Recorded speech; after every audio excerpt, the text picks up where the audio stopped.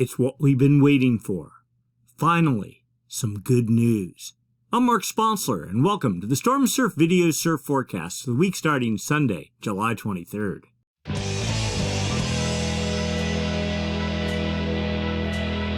Stormsurf, waves, weather, buoys, altimetry, snow, temperatures, El Nino, weather analysis, essential data for outdoor people, all the time, no hype.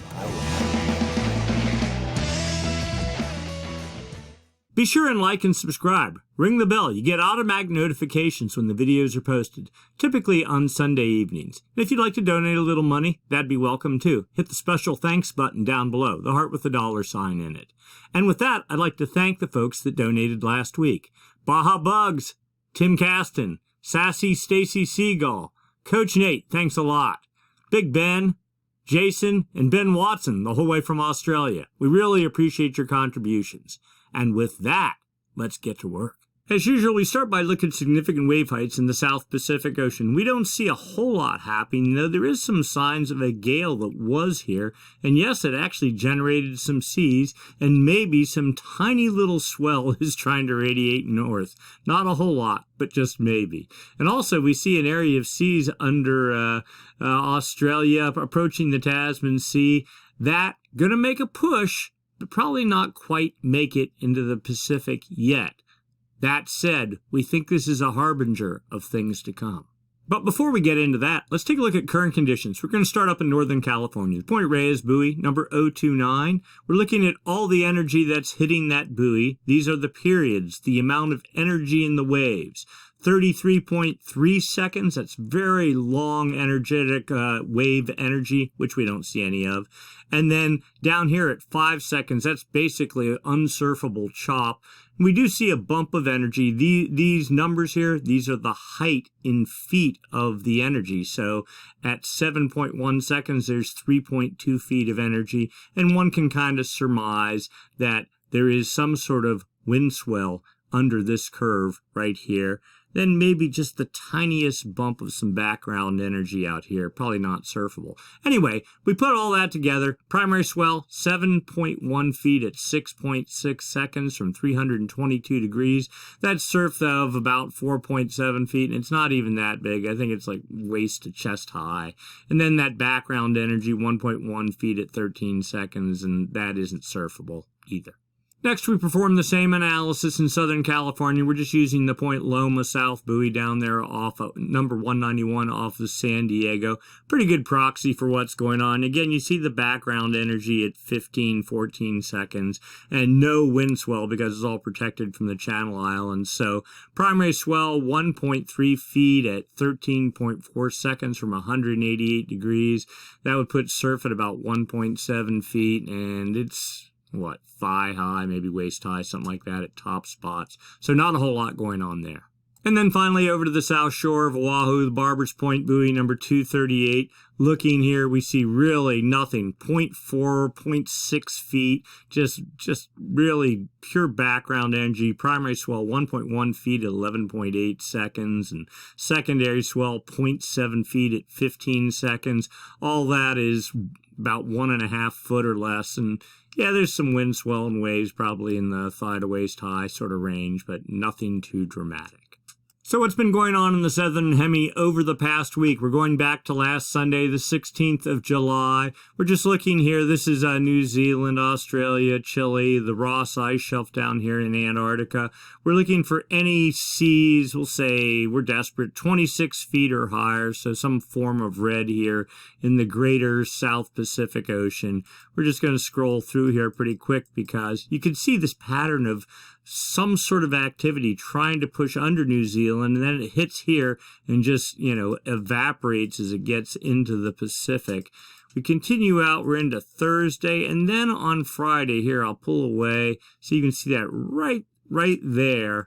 There was a gale that developed in the central South Pacific on Thursday evening with 24, we'll give it generously 25-foot seas, lifting northeast and then fading out as we got into Friday. That was 2 days ago. Now that is normally I wouldn't even look at this and say, no, that's not even swell, but the models are sort of teasing, and yes, some little tiny impulse of energy is to be pushing northeast. Now, the Polynesian islands here will probably just destroy whatever it is relative to Hawaii, but California might get a little action, and certainly Peru and Central America up into Mexico might see a little bit of this, but nothing very large. It'll take about a week to get there, and it'll be maybe a 1.5 day event, and that's about it.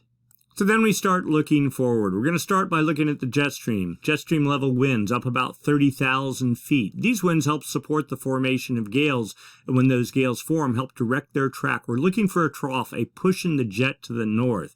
Well, let's see. Here's the northern branch of the jet, and that doesn't really do anything for swell production. It's this branch down here, the southern branch. We're looking for it to push north. We see it doing that there. What that does is that creates a clockwise eddy in the upper atmosphere, and typically also down in the lower levels of the atmosphere down near the surface. That's the hallmark of low pressure in the southern hemisphere. Of course, low pressure, if it's strong enough, generates winds. Winds, if they're strong enough, get traction on the ocean surface, assuming it's ice-free, and generate seas. Seas, as they radiate away from the fetch area, eventually groom themselves out and turn into swell. Swell, when hits your beach, turns into surf. Well, we have sort of a trough here on the far eastern, so Southern California, San Diego is down around 117, 118 west, somewhere about there. We have a trough in the California swell window, but the winds are so weak, it's not going to get anything going. And as we move into Monday, you can see this is what's known as a ridge. When the jet just pushes south, you get this big open hole in between the two branches of the jet.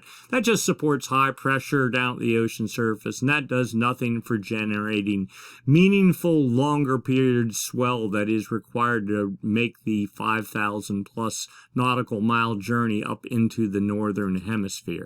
So Monday and Tuesday, no hope. We're into Wednesday, still no hope. I know, I just said sounds really negative here. Friday, no hope. And we'll go on to Saturday and Sunday, just this perpetual split jet stream pattern. And we're a week out, still no hope. But we think there actually is hope a little bit beyond that. We'll get into that later in the presentation. So then we go look at the effects of whatever's going on in the jet on the ocean surface, and based on what we saw, it'll probably be a bunch of high pressure and no really well-defined gales. Well, there's your high pressure right there, circulating counterclockwise, pushing winds to the South Antarctica down here. No real hope there. In fact, you see low pressure. In fact, let's go back to, well, we'll go start right about Monday morning. Low pressure is to be moving into the Tasman Sea right here between New Zealand and Australia.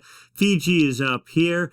40 knot north or southwest winds, that kind of fades out. Another gale pushes under with 55, maybe even 60 knot winds aimed well northeast. This all looks good for Fiji, and actually any swell that hits Fiji, if it's decent enough size, can actually make it to Hawaii. It's going to get pretty filtered by these islands, but at least there's some hope for some background energy. You can see this pretty good little storm here, and it eventually impacts the southern tip of New Zealand as we get into Wednesday. If it could just squeeze a little bit east of there, maybe California and the greater the greater Pacific could have some hope, but no luck. Another gale also is forecast here on Thursday off of Patagonia with 35. Actually, we'll go back here just a little bit. Yeah, 35, 40 knot winds. Actually, this is aimed kind of almost to the northwest. If it really happens and it generates seas and gets some traction, maybe some swell for California, Southern California specifically, because it's this is a pretty rare situation when you get this kind of a backdoor fetch. So we'll keep our eyes on that as we move to the next slide in a moment. And then looking out beyond, again, this pattern, you can see the jet just dragging everything south. The Antarctic ice line's like at 65 south or something like that.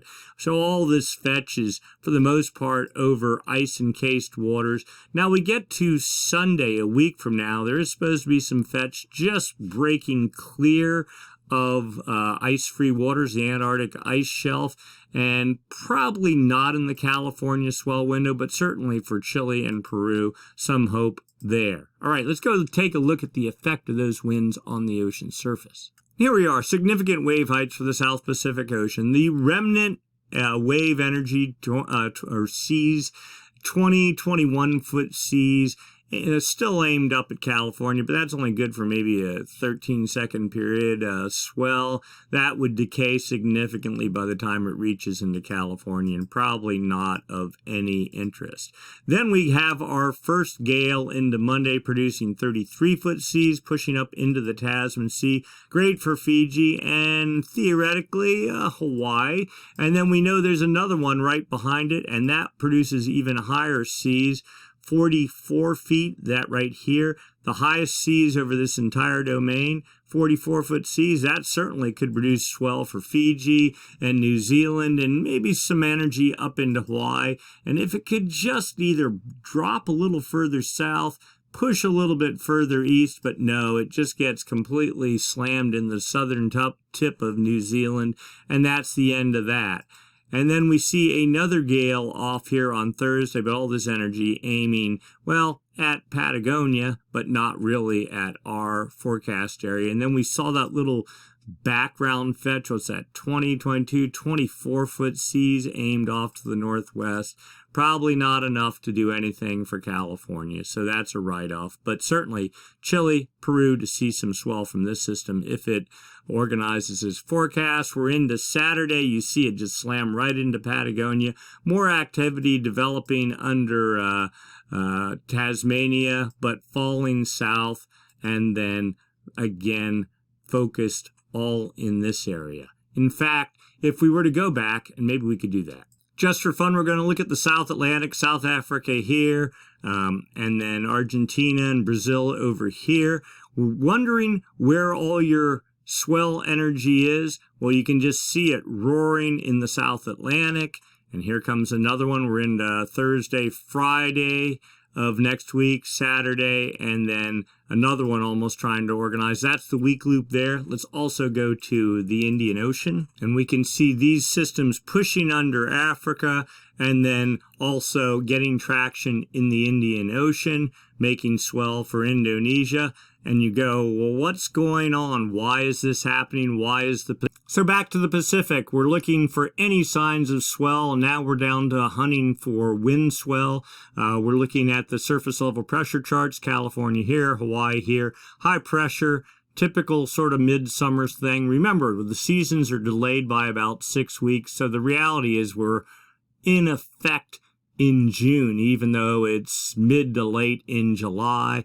All right, and as expected, you get the typical trade wind, northwest wind pattern along California, enhanced, stronger than usual. Notice a little bit of low pressure even off the Pacific Northwest. So we get into Monday, northwest winds, 15, maybe 20 knots in pockets along California. Really not enough to even generate any real wind swell. Trades, 15 knots for the Hawaiian Islands. Tuesday, pretty much the same thing. Wednesday, as this low pressure starts to fade, the trade winds will pick up for California, still about 20 knots on Wednesday. And then Thursday, more of the same. Trades start picking up for Hawaii, 15 knots. So we get into Friday, here we go, 20-knot winds. This at least would make wind swell for California. And building as we get into Saturday, easterly trades, 15 knots for the Hawaiian Islands. Yeah, maybe some wind swell on exposed east-facing shores. And Sunday, more of the same. Just incessant northwest winds for California. It cannot end soon enough, but we have to suffer a bit more. At least we'll get some wind swell out of it from the, to try to make up for something, the complete lack of southern hemi activity. And just a quick look at the temperature profile. We're not even looking for snow. This is in the Sierra, the Pacific Crest Trail where it crosses Tioga Pass Road. And yes, Tioga Pass Road is now open. It's been closed the entire winter, the whole spring and the early part of summer. Road damage, but it's open now. So you can at least get through. Otherwise, you can take Sonora Pass or Monitor Pass or some of the other passes. But Tioga Pass Road's a pretty nice drive. Anyway, we're looking at freezing levels. The red is above freezing temperatures the whole way up from the ground level up to 14,000 feet. So the snow melt continues, no coldness. Summer is on in the Sierra. Snow is melting, but as of last week, it was still, snow line was up around 9,000 feet or maybe 9,500, in the, mainly confined to north-facing or northwest-facing aspects, and still pretty heavy snow. And skiing still happening. Just saw Mammoth is open now till, I believe it was August 6th. So not only the end of July, into August now. Skiing in August. And good terrain, relatively speaking. Full-on black diamond bump runs. So if you're into that, go over there, get a novelty ski. It shuts down by noon because it gets pretty wet and pretty hot. But pretty fun to ski late in the season. So what's all this mean in terms of surf? We'll try Northern California, Half Moon Bay. We see surf in the peaking out about 3.5 feet, maybe 4 feet at little periods. Just eyeball it. It's all wind swell. And we can verify that by looking at the swell heights here. 4 feet, roughly 4.5 feet, and 6 and 7, maybe not even 8-second period.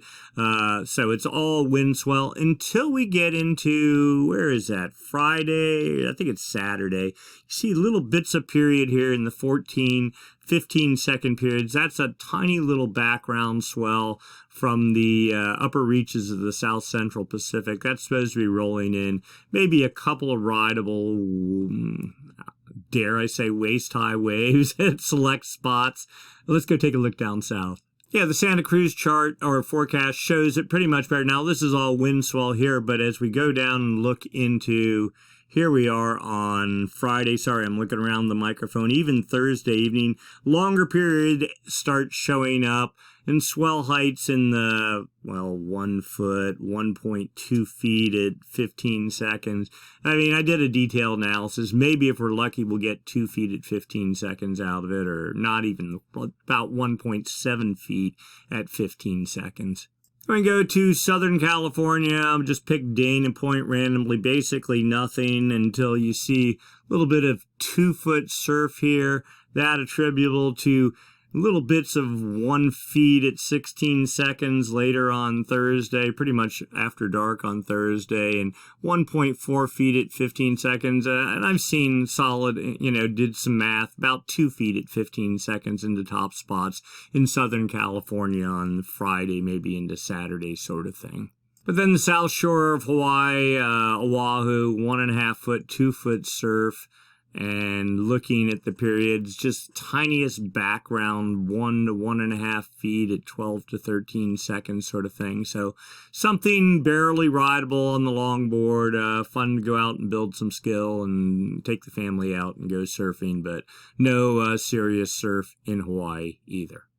And with that, let's go take a look long-term. What's going on with the Madden-Julian Oscillation, the MJO, and the El Nino Southern Oscillation, ENSO.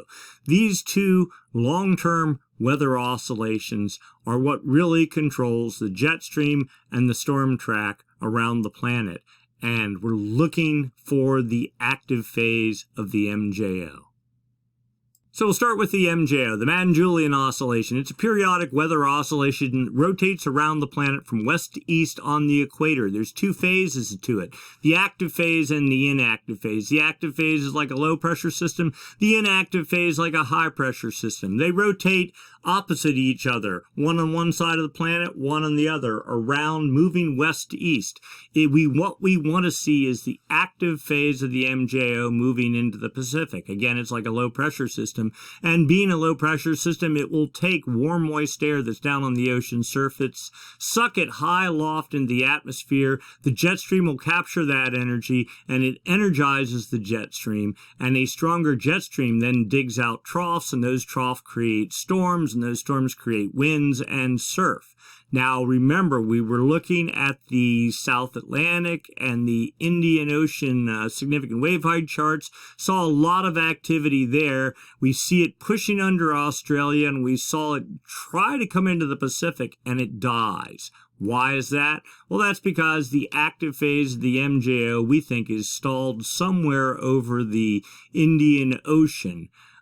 So, that said, we're looking for what the active phase of the MJO might do, and we're trying to confirm this theory that, well, maybe it's just locked over the Atlantic and it just needs to move into the Indian and into the Pacific Ocean. So we're going to start by looking for signs of the active phase of the MJO. This is data from the TAO buoy array, a series of buoys strung across the equator used for monitoring El Nino, but there are wind sensors on those buoys. Those are the arrows on this chart. This is the East Pacific here, the West Pacific here, 0. That's the equator. The date line, 180 west, and that is New Guinea right there. Just looking at the arrows, and they give us some indication of what the average wind speeds, there's like 5-day average winds are across the Pacific. Looks pretty strong out of the east. Those are trade winds, okay? This over the East Pacific, over the Central Pacific, trade winds pretty strong. But then look at this. There's like this line right here at 170 east, and you actually have full-on west winds blowing there. The active phase of the MJO can dampen trade winds, if not out and out reverse them. Okay, that's exactly what this looks like. It looks like the active phase of the MJO is somewhere right here, but we suspect that's not completely true because all the storm activity is sitting over in the Indian Ocean. Now we look at anomalies, the difference from normal for this time of year. We see, yep, trades are pretty much stronger than normal over the East Pacific, about dead neutral over the Central Pacific. And look at this. Full-on westerly anomalies, pretty solid, moderate in strength over the West Pacific. Again, giving us the sense that maybe the active phase of the MJO is in the West Pacific. But what this also could mean is that El Nino is digging in the West Pacific. The El Nino is like a long-running active phase of the MJO, and once it gets set up in the Pacific, then it's like a continuous ongoing active MJO phase, and that's exactly what this looks like right now. So a bit of a, where's the MJO? We're not sure, but something's going on in the Pacific. We've been talking about this for weeks. This is part of the evolving new trend in a very favorable direction for the Pacific. I think it's just a function of us needing to be patient before we get our payoff. So what have winds been doing in the Pacific Ocean? All right, this is 850 millibar zonal wind anomalies. The difference from normal for this time of year, and this is over the past 5 days, South America there, Central America there, Hawaii there, 0, that's the equator, Australia, New Guinea, all right, and the area we're interested in is in the far West Pacific, just 5 degrees north and south of the equator here, from 170 west to about 125 east.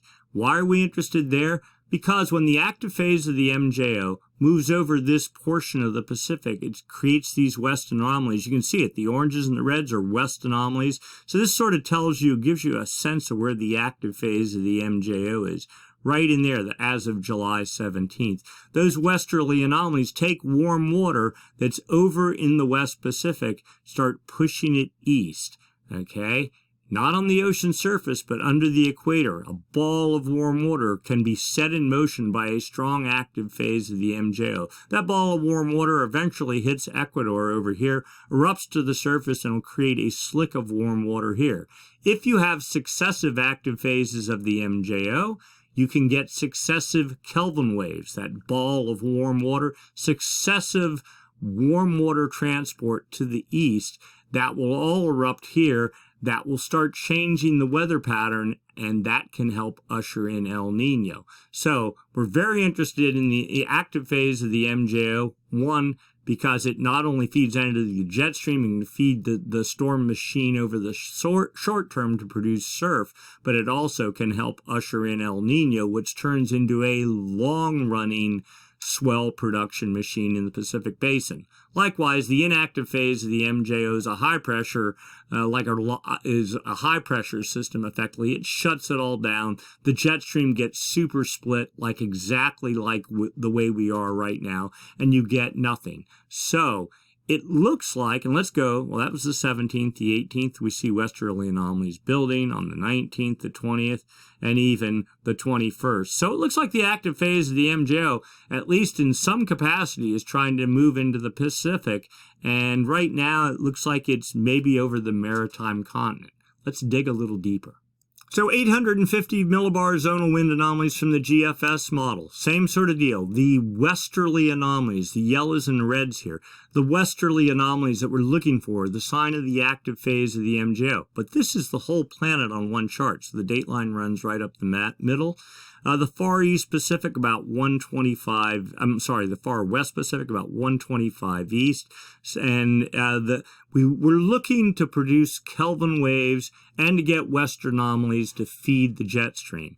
And the forecast is here. What has been happening in the past is up here.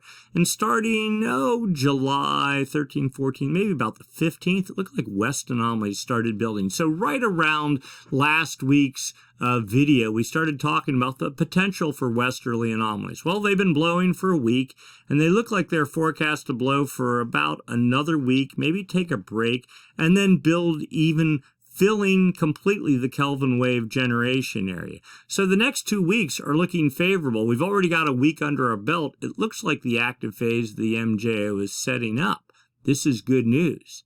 Here's another flavor of that chart. These are the reds and oranges here are the westerly anomalies, and blues are easterly anomalies, the equator right here. And this is the West Pacific. There's, in fact, you can see it, Australia there. New Guinea's hiding right under here. Okay, the equator right here, the far east Pacific here, far west Pacific here. We'll just put this into motion. This is a 2-week run of the GFS model. You can see westerly anomalies holding, breaking up a little bit, and then redeveloping in the West Pacific. And we're out to, where are we? I'm in the way. Oh, no, I can't see it there. Anyway, this is over a 2-week run, and you can see west anomalies forecast building quite solid as we get out 2 weeks in the model, looking pretty good. And then here's another view, zonal wind anomalies, GFS 850 millibar, pretty much the same thing. That other one was 925, so it was even lower down the surface. This is just over the next 8 or 9 days. Far west Pacific starts at 125 east, so right there. The date line right here. You can see west anomalies over the next 1, 2, 3, 4 days. There's that little break, and then they start building again. Now, the neat thing about this one is that's the GFS model, but I can go look at the GEFS, the GFS ensemble for the same region. It shows pretty much the same picture, and then we have the wonderful option of being able to see the ECMWF model, the European model, the global model there for the same area. It suggests westerly anomalies building even stronger over a larger area over the coming week. So the GFS is probably the weakest of the models, the ECMWF looking much stronger.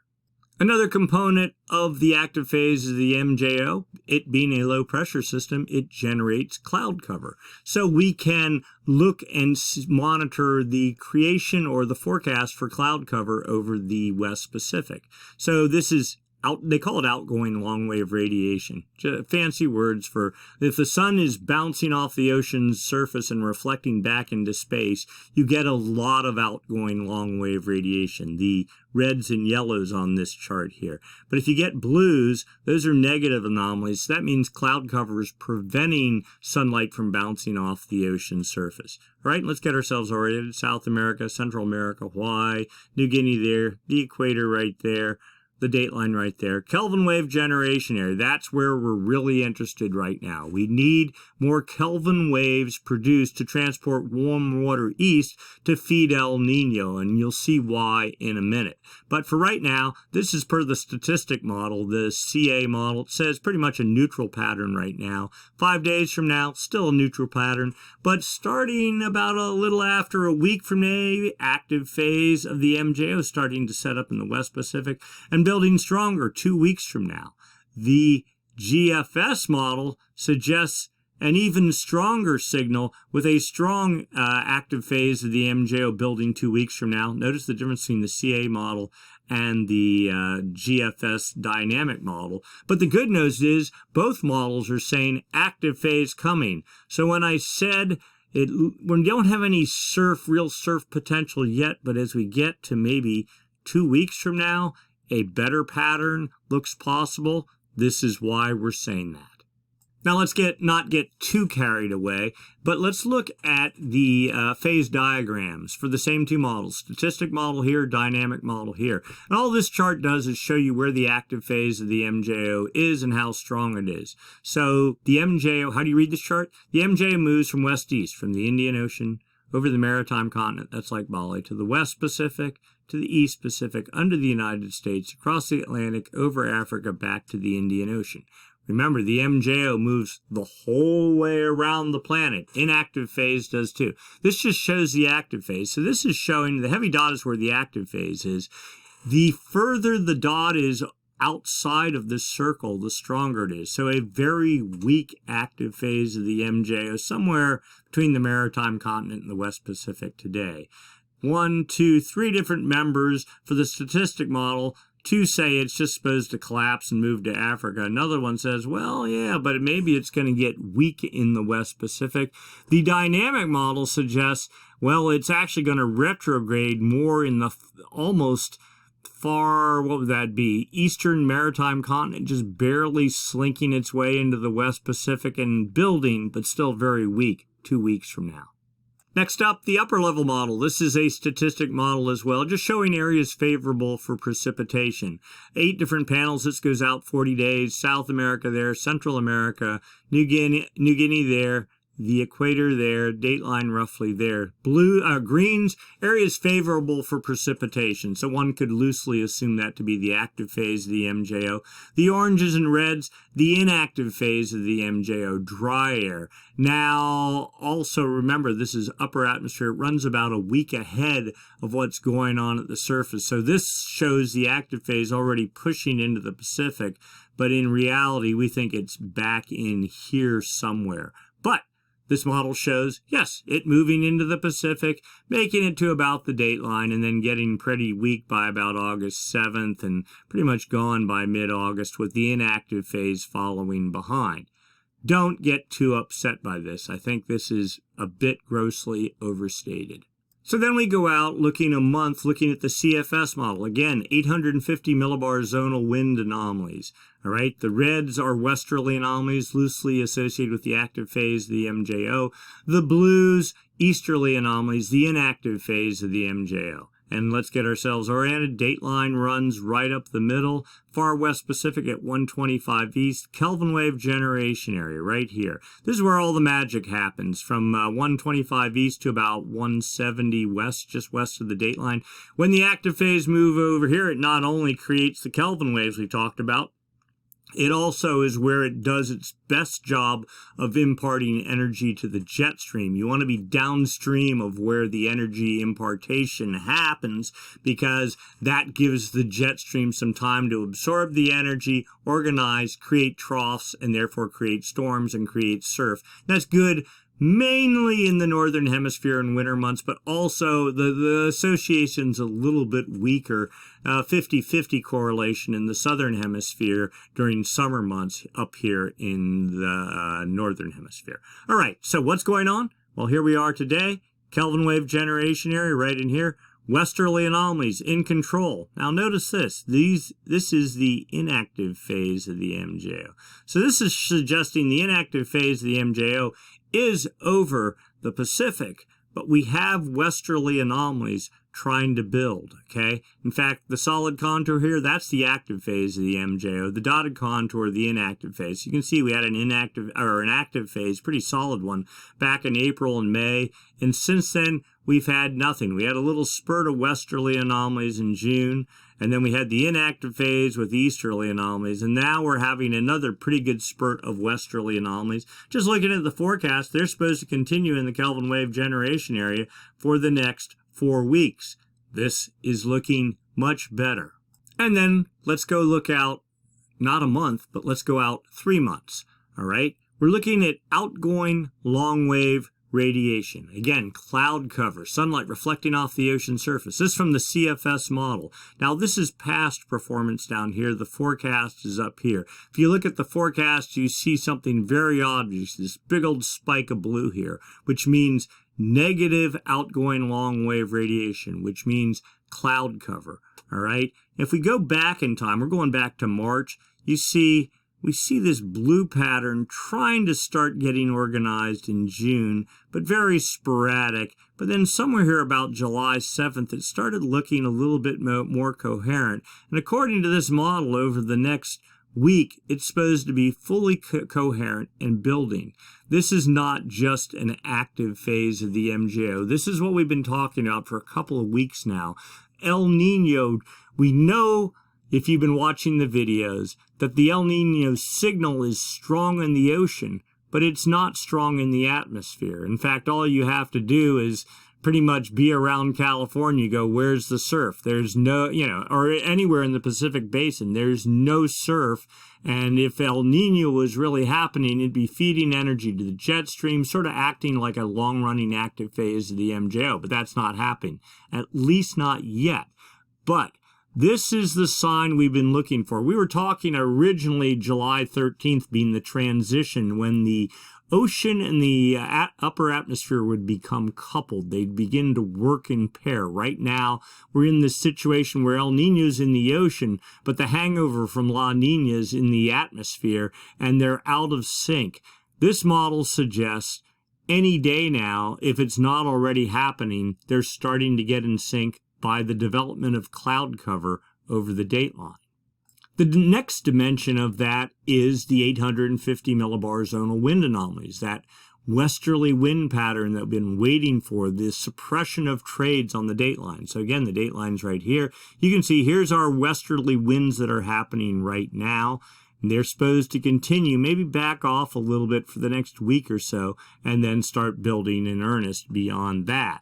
Right, let's overlay the MJO here. You see, we are actually in the active phase of the MJO according to this model. It's a weak active phase, but it is there, and it's producing westerly anomalies. It's supposed to hold into about August 16th, disappear, but no real inactive phase coming after that. And that's also a key part of El Nino development, is you get what looks like just continuous active phases of the MJO, and the inactive phases disappear. El Nino really is the preponderance of the active phase of the MJO, just like La Nina is a preponderance of inactive phases of the MJO.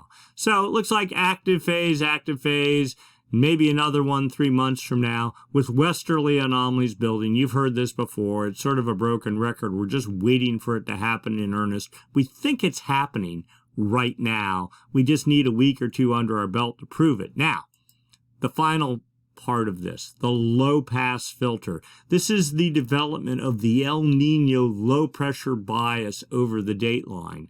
The dark contour, solid contour here is the low pressure bias. The dotted contour here is the high pressure bias. This is the La Nina signal. This is the El Nino signal. In the past, back March of this year, the La Nina signal was over the Pacific. Now it is limited to just this little tiny area pretty much south of California on the equator, and all but gone, where supposedly the low pressure bias is building with 1, 2, 3 contours in effect, and forecast to really dig in over the next month, 2 months, something like that, feeding the development of El Nino. We've just been waiting for it to happen. We think it's happening right now. All right, what's going on in the ocean? Remember, we said the ocean thinks it's El Nino. The atmosphere, not sure yet, though what we just saw suggests the atmosphere is turning.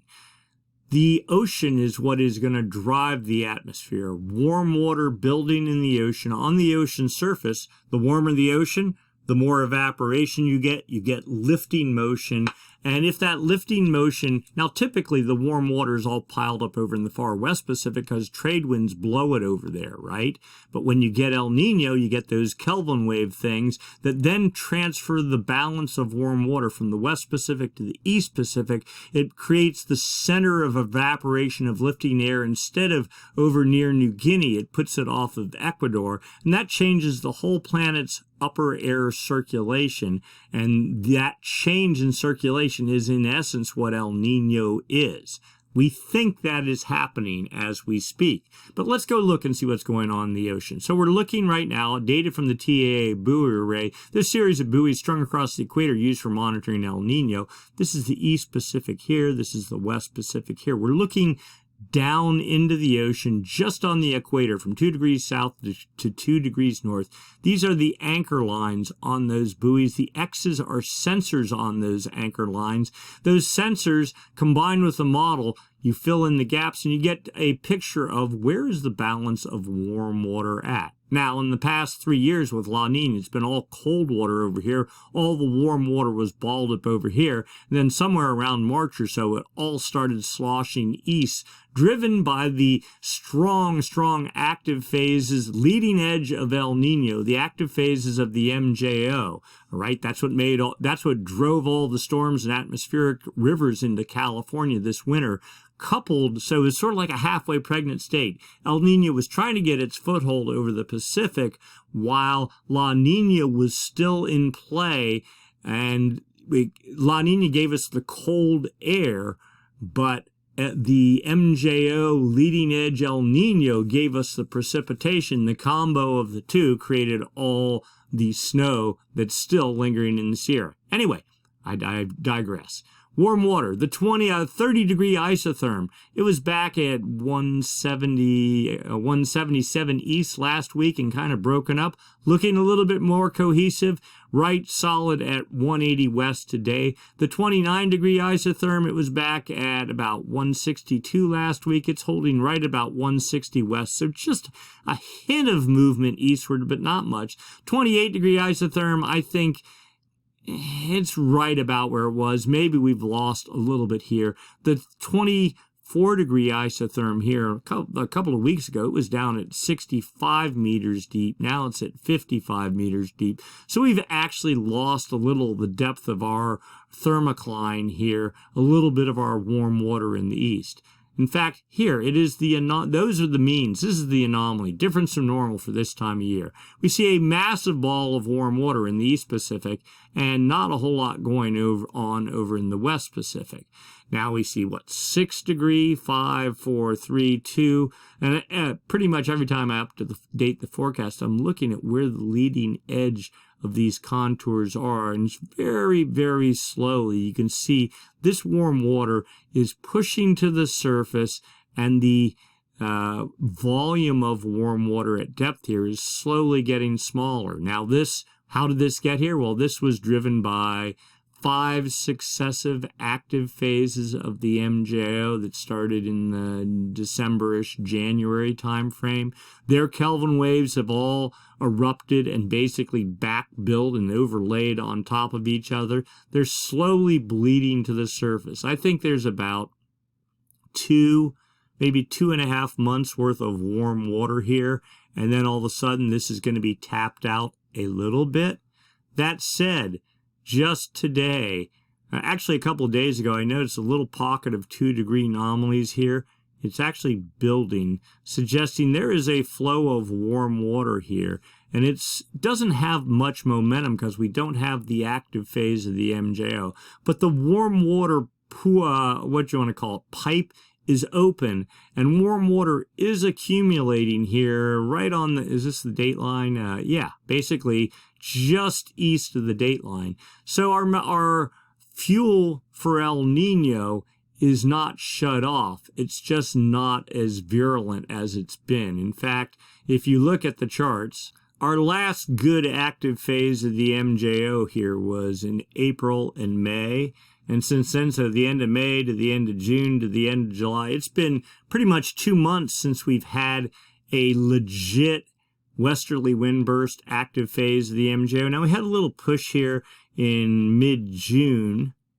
And I noticed warm water bleeding into the Pacific, and I think that's exactly what this here is. The start of like a baby Kelvin wave fueled by the June westerly, wasn't even a westerly wind burst, just a push of westerly anomalies. And if we have another westerly wind event starting to develop now, that will only add more warm water to this pool, and that's exactly what we want. Because if this shuts off in 2 months, so July to August, September, we really need more fuel even into October, November sort of thing to really get El Nino fired up, to keep a perpetual warm water pool off of Ecuador. Here's another view of that. It actually points this point out even better. There's our big warm water pool in the East Pacific. Here is this continual stream of warm anomalies. This is 1, 2, 3. So what's that? 1 to 2 degree anomalies here. And then this shows actually 2 to 3 degree anomalies bleeding off of the maritime continent into the far West Pacific. Now, the question is, it doesn't it's moving very slowly, but this image today clearly shows that it is moving. So that gives us some hope that more fuel is being added to the fire. Sea level anomalies. So this is another way. These are not temperatures. This is the height of the ocean. A satellite measures the sea heights. They strip out the waves, the tide, the wind waves, and is the sphere of the ocean higher or lower than normal? Why does that matter? Well, cold water at depth contracts. If the ocean is lower than normal, that suggests cold water is at depth. Likewise, warm water at depth expands. That would create a bump on the ocean surface, and that's exactly what this chart is showing here. So let's get oriented. Chile, Peru, Ecuador there, the Galapagos Islands, Central America, Mexico, equator right there, dateline right there, New Guinea there. These yellows are positive anomalies, 0 to 5 degree anomalies, suggesting weak warm water all in this area. And I notice there's a little bit of a break here. And I don't think this technology is exactly perfect, especially when you're on the marginal edges. But certainly 0 to 5 to 10 to 15 centimeter anomalies, suggesting very warm water at depth here off of Ecuador, pushing its way up to about the tip of Baja and down into somewhere down into Chile. So warm water still in the pipe. The pipe isn't moving very fast. That's the issue. Upper ocean heat anomalies. This paints the picture pretty well too. East Pacific here, West Pacific here. It's just an approximation of where the hot and the cold water is distributed. Back a year ago, August 2022, cold water all in the East Pacific. That was the La Nina signal, okay? While all the warm water was piled up in the far West Pacific. And then you had 1 Kelvin wave here, warm water moving from the west to the east, driven by a active phase of the MJO in December. So that was active phase number 1, Kelvin wave number 1, number 2, number 3, number 4, and then the final one in the late May, early June, number 5 here. And then since then, you see the flow of water not really happening. And you see the biggest pile of warm water off Central America was in mid-June, and it's starting to regress here. I'm really monitoring this line right here. So you see it's even backtracking, suggesting that warm water here is vecting up to the surface, getting caught by the trades, and then blowing on the surface. But it's the warm water pool at depth that matters, okay? That's the leading edge. Now, the other cool thing here, though, is you see warm water perhaps building a little bit in the east, just getting a little bit of coverage here. If we had west anomalies, I think we'd end up with a more virulent flow of warm water, adding eventually more fuel here. So it takes almost 4 months for warm water to get from here to here, okay? So what we're trying to do is, so if it's 4 months from here to here, so where are we? July to August, September, October, November, and then it has to erupt to the surface and then get over into the Nino 3.4 region. So in November, December, January sort of thing, and that's typically when El Nino peaks in the late December time frame. So we're really looking for more fuel to get added to this warm pool here so that it drives the atmosphere, so that the atmosphere reacts strongly, feeds the jet stream, and that feeds the storm track and all the good stuff that we typically associate with El Nino. All right, surface temperature anomalies, sea surface temperature anomalies. Chile here, Peru, Ecuador, Central America, Mexico, Hawaii, the equator right here. Clearly, these are way, way, way above normal temperatures off of Peru and Ecuador and the Galapagos Islands. The thing is, they're not quite as warm as they were last week. That's not because of the warm pool. I think atmospherically we saw it on one of the charts. Easterly anomalies in this area. Easterly anomalies create upwelling. I think that's dampening temperatures a little bit.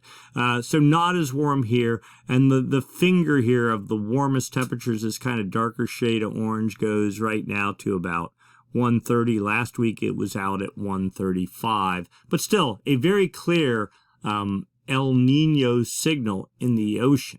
Sea surface temperature trend for the past 7 days. In fact, you can see it. These little pockets of blue are cooling in this area. There's also interspersed pockets of warming, but in general, over the Pacific, a dead neutral pattern right now, if anything, trending a little bit cooler. And I think that's just mainly due to easterly anomalies in this area.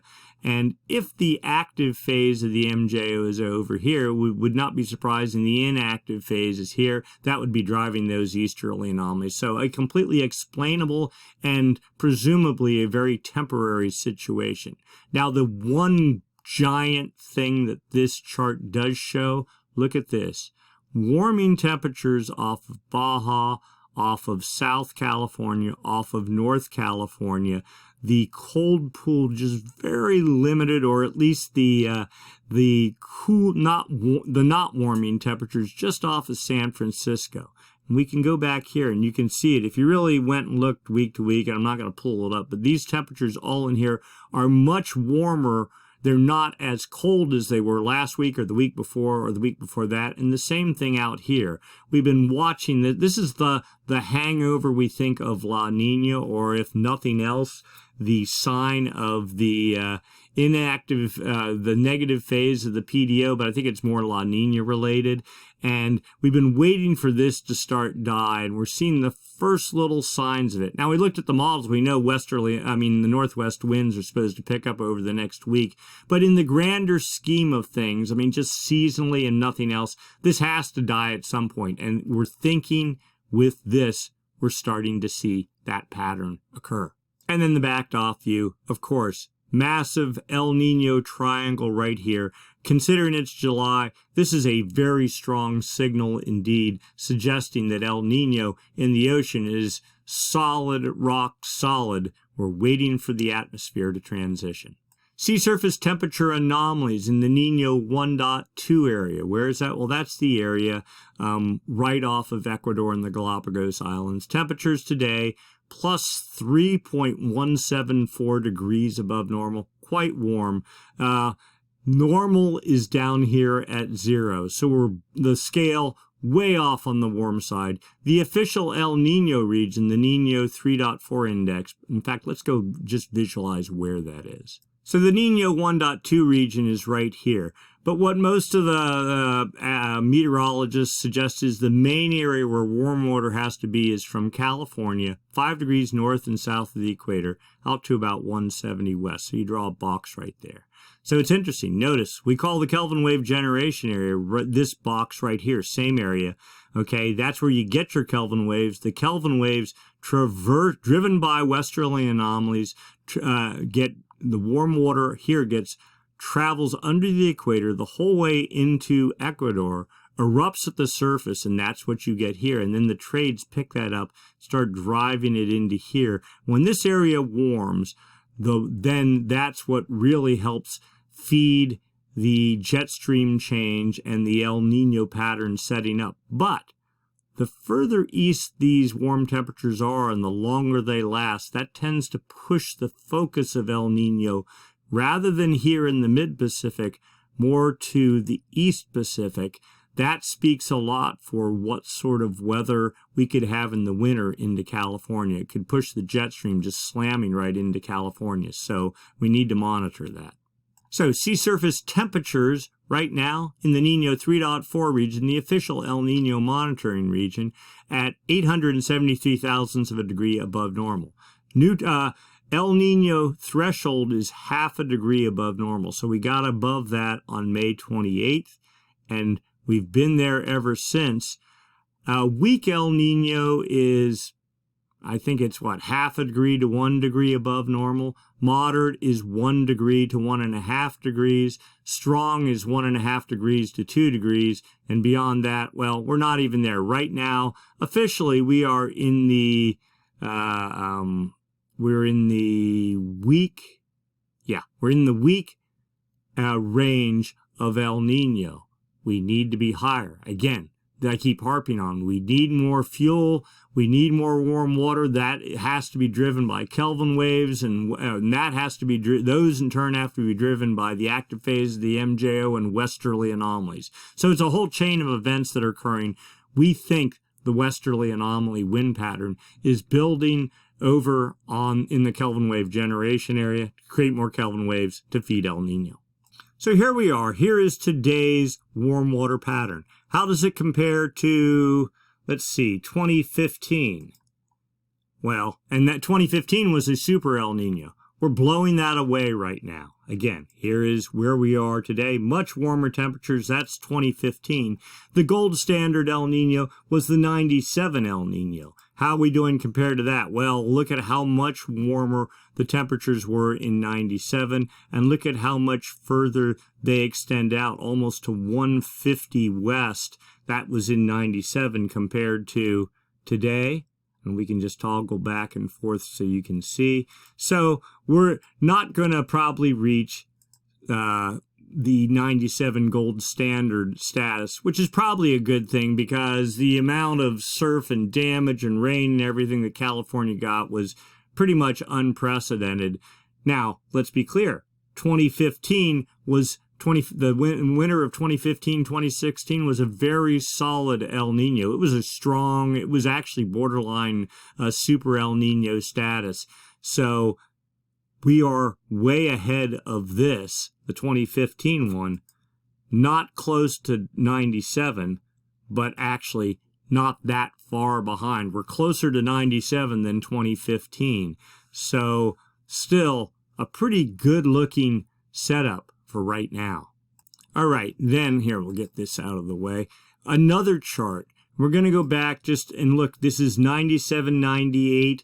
The progress, the zonal wind anomalies for 97. The Kelvin wave active phase of the MJO westerly wind anomaly pattern. This is the whole way through the year. You see Kelvin wave after Kelvin wave and westerly winds blowing through to December. Then they pretty much vaporized.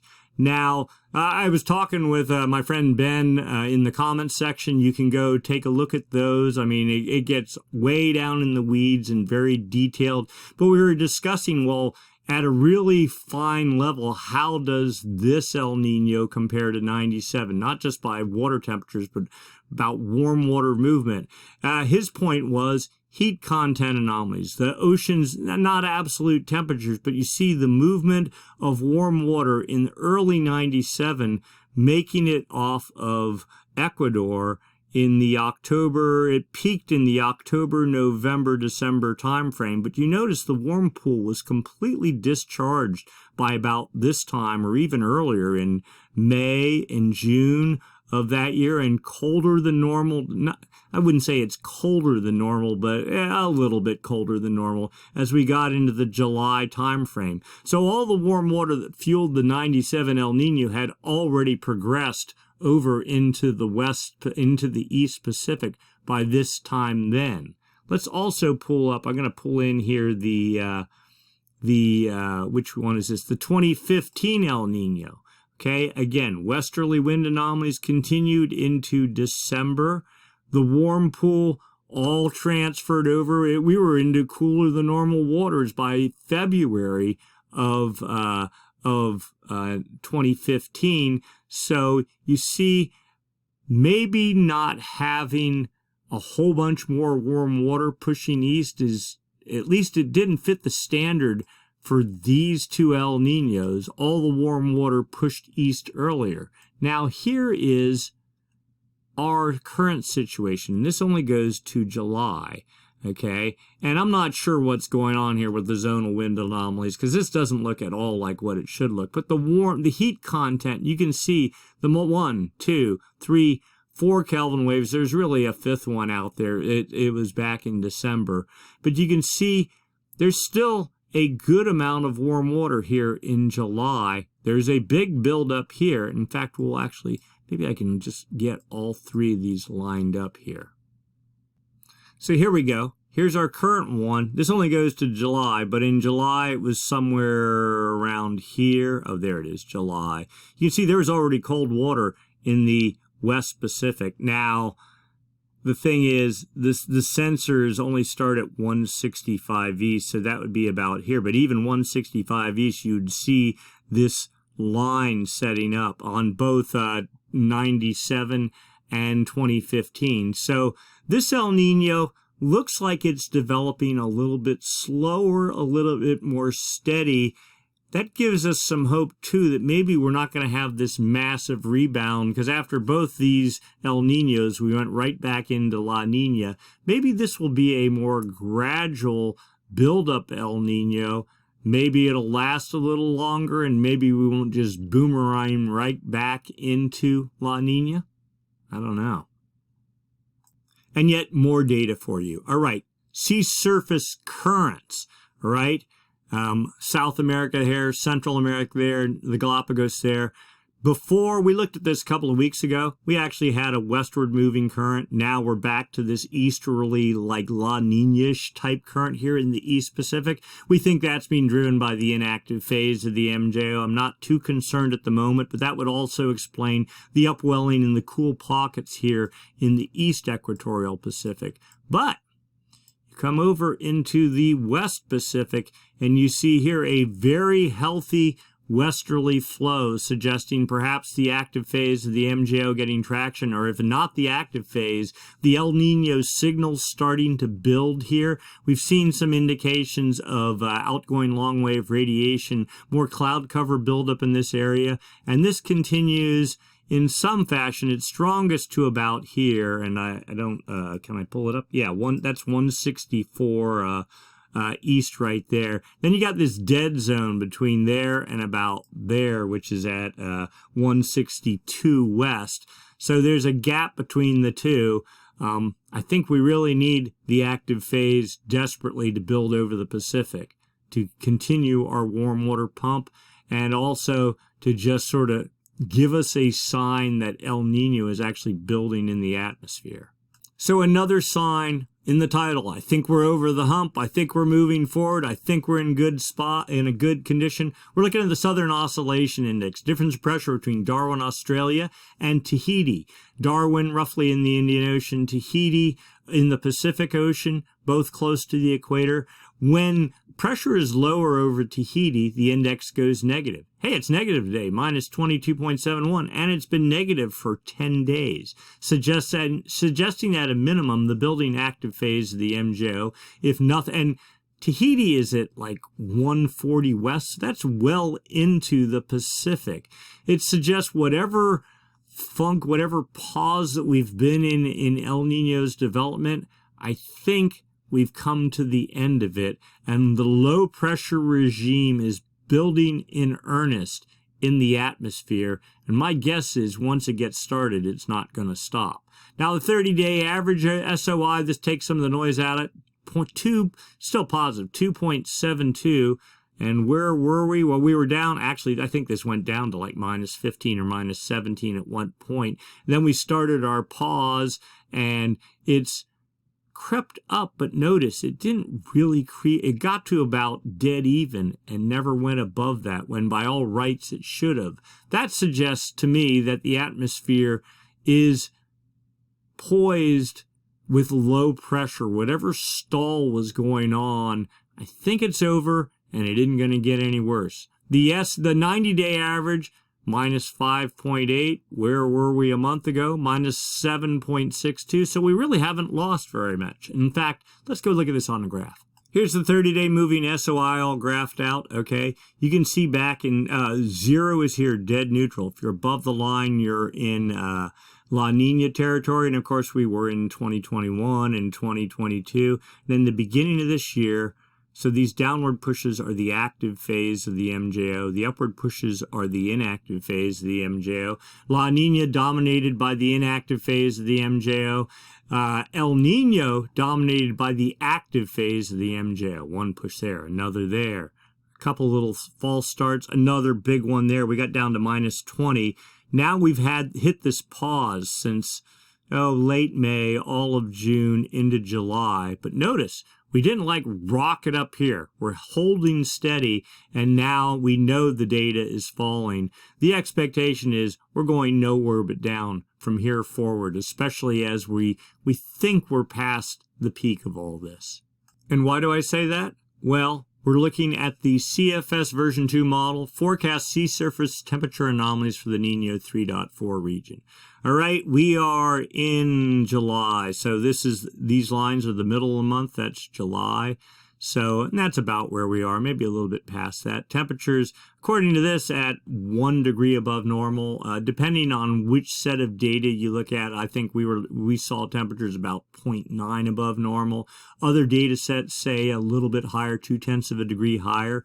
All right, and that's probably what this is keying off. But from here on forward, temperatures, and this is the uncorrected data as we get in July, so this would be about later in August, temperatures up to 1.5 degrees above normal, up to 2 degrees above normal, up to 2.15 degrees above normal in November. That would be super El Nino status. Again, strong is at 1.5 to 2. This is the uncorrected data, probably a little bit overstated.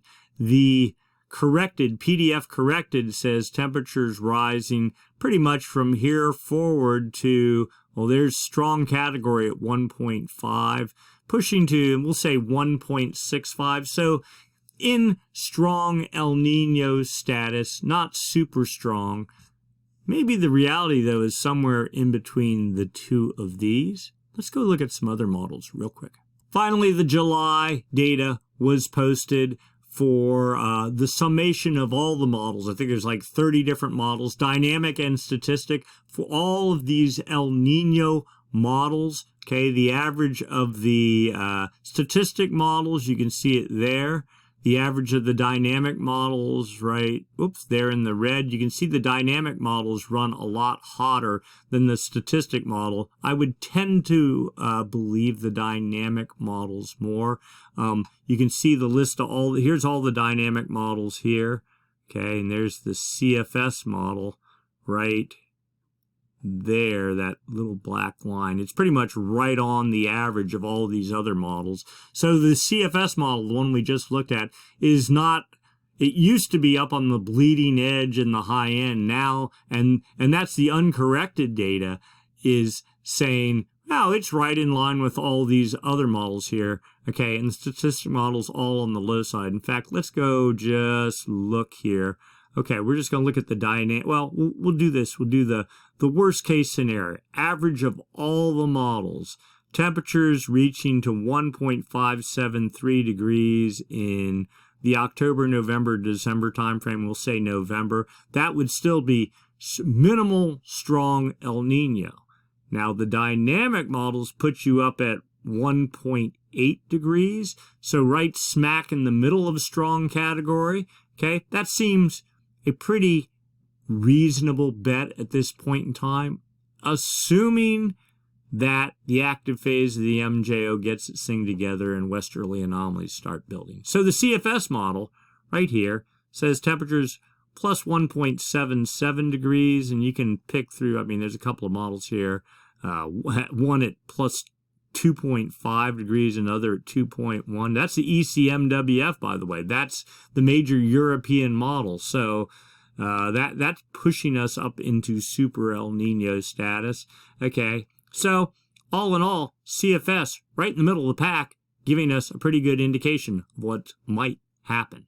All right, so the good news is westerly anomalies starting to build in the Kelvin wave generation area, and they have been for the past 5 days. The Southern Oscillation Index has been dropping for 10 days, suggesting low pressure building in the West Pacific.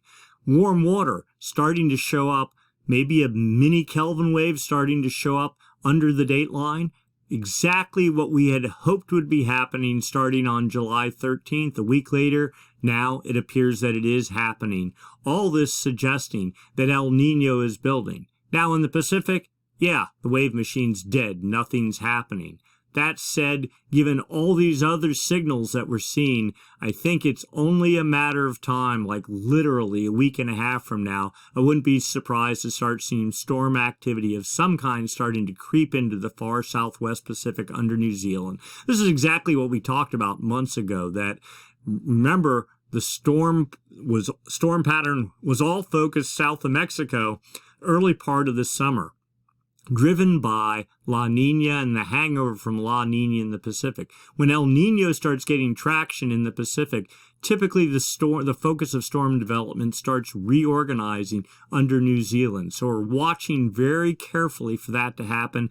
We're seeing signs that the storm pattern is building, just not making it past New Zealand. It's under New Zealand in the Tasman Sea right now. So we're tantalizingly close. We're almost there. We're hoping, and the models are saying about a week from now, maybe a week and a half, things will be looking up. So, strategy-wise, are you in shape? Are you taking care of business? Have you done all your chores? Because at some point the door is going to open, and when it does open, and all the models are suggesting us moving into some flavor of strong El Nino, or even the statistic models are saying it, the average of statistic models in strong, minimal strong El Nino status. When the door opens, we suspect it's going to open, and it's just going to start slow and steady and then just be like a constantly building louder and louder heartbeat until we get into the February time frame, when it'll probably be more than we can handle. But for now, take care of business, because it's coming. It's that close. All right. That's it. If you enjoyed the video, give us a thumbs up.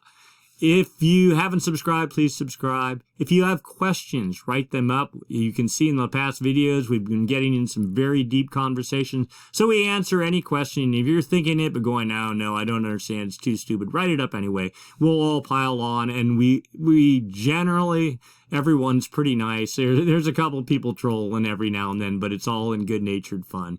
And we're all doing this, learning together, having fun together. So that's it for this week. We'll do it again next week. Same time, same channel. Thanks for watching and being patient and hanging here for this extra hour plus.